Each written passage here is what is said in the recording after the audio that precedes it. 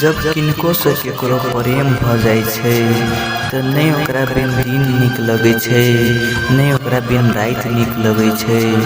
हरदम ओकर याद आवित रहे छै, ओकर चांद सन चेहरा हरदम सतावित रहे छै।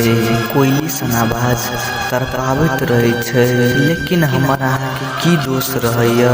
दोष अछि नैना के जे धीरे धीरे प्रेमक रोग लगा दैया।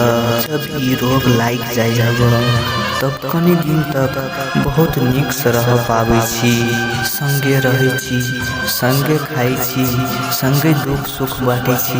लेकिन होइ छै उहे जे भगवान किस्मत में लिखने रहे छै। भगवान के लिखल कोई नहीं मिटा सकैया। अंत में जुदाई से नाता जोड़ पड़ैया।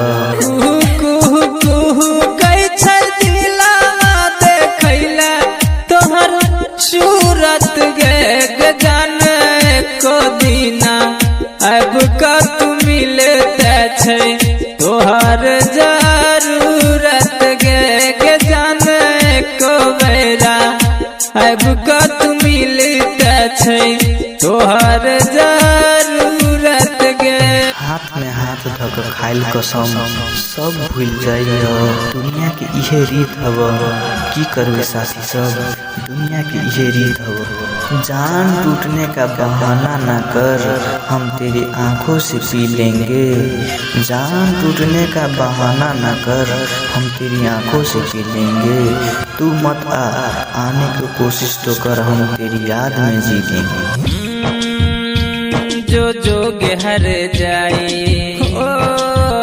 गेले प्यार के भुलाई, जो जो गहर जाई गेले प्यार के भुलाई। नहीं याद हमरे लो दिले जखम तू बढ़ाई, जखम तू बढ़ाई। भगिया हमर जर दे लगे, जर दे लगे। आंसू में जिंदगी गुजर दे लगे। भगिया हमर जर दे लगे, जर दे लगे।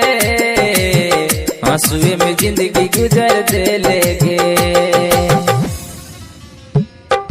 डीजे संजय सम्राट, आंसू में जिंदगी गुजर दे लगे।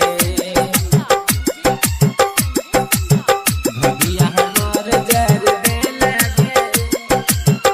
आंसू में जिंदगी गुजर दे लगे। तोहर याद जखन आबैया अगिया लेखा दिल जराबैया।